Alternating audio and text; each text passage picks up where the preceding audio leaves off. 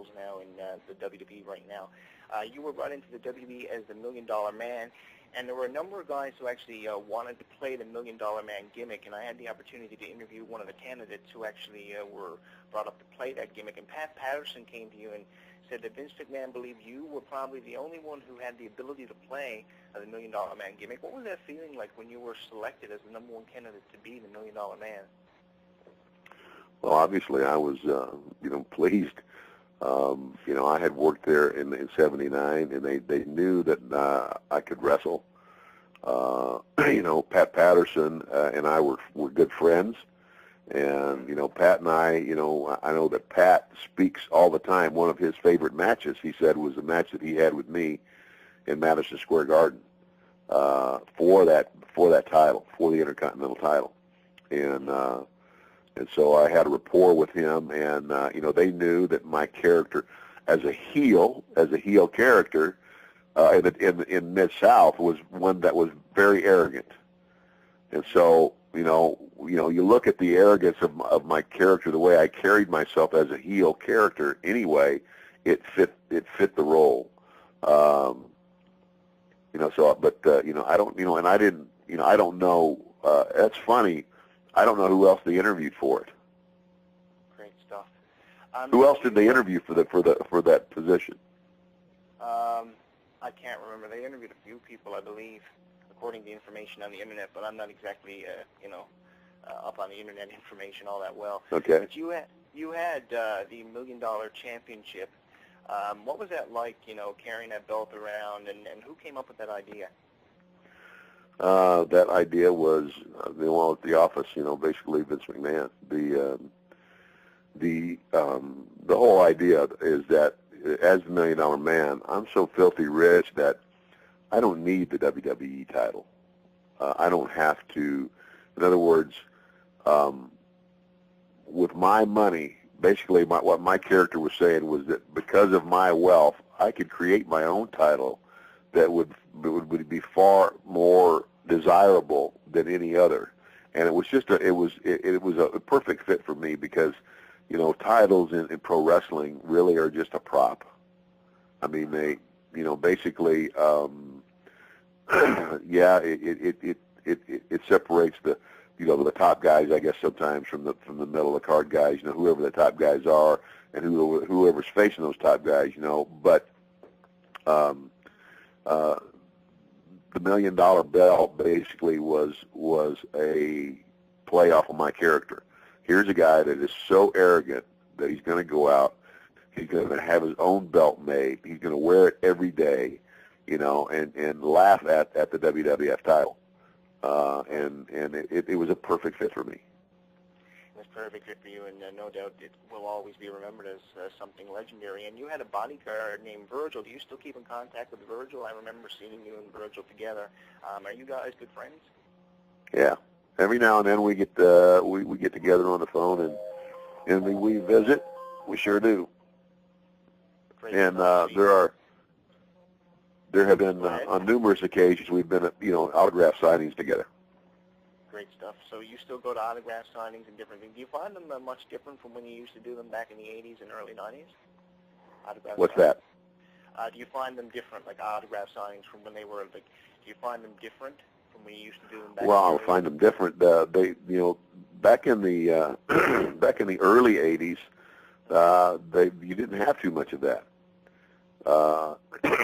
After the WWF took off and started getting big, and as wrestlers and wrestling became more prominent, in sports entertainment, and then as opposed to, it's like a lot of times you'd go to these autograph shows where there would be baseball players, football players, all these different athletes, and I found it funny because we started doing these events because the promoters of these events realized what a big draw we were.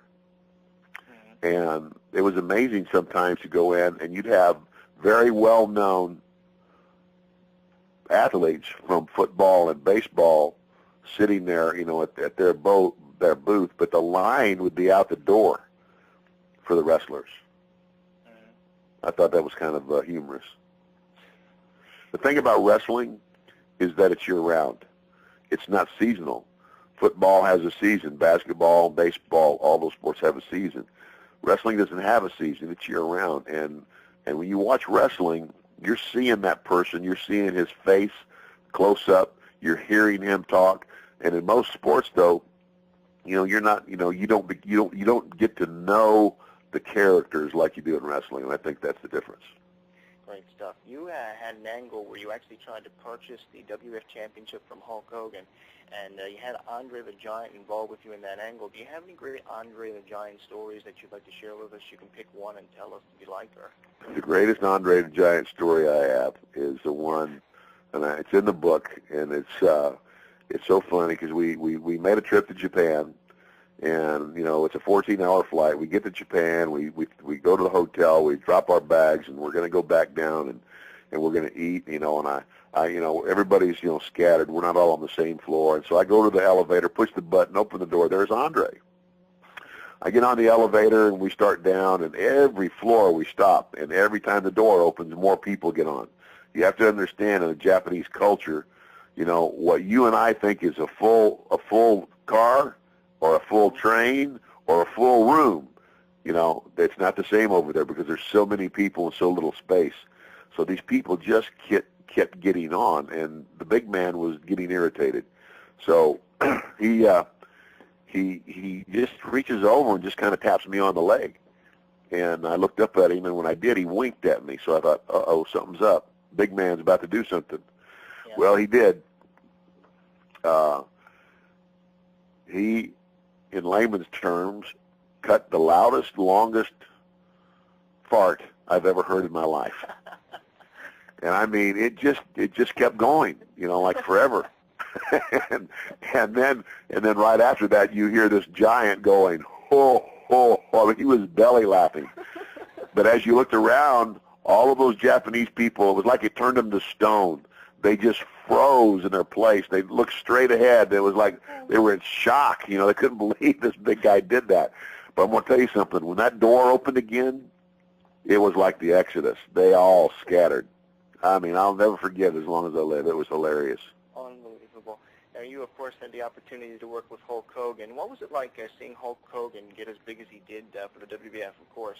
Well, I mean, obviously, Hulk was he was the right guy at the right time at the right place.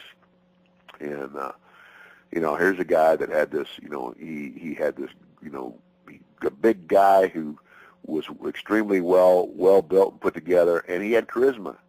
Everybody, the negative that we all, I have people, like the real wrestling, I guess hardliner would say, well, Hulk Hogan, he was not really a great wrestler. No, he wasn't a great wrestler, technical wrestler. What Hulk Hogan was and still is a great showman. Mm-hmm. And,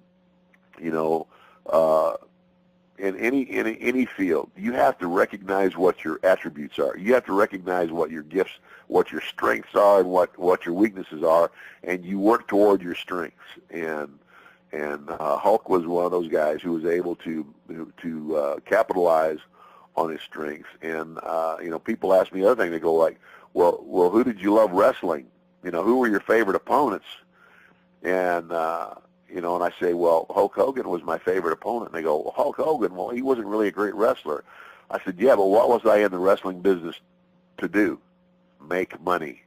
And when I wrestled Hulk Hogan, the $1 Million Man made money.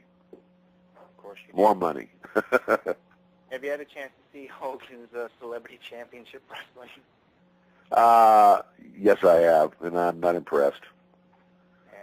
Actually, that kind of disappoints me, to be honest with you, because it is, to me, it's just so hokey that it's almost an embarrassment.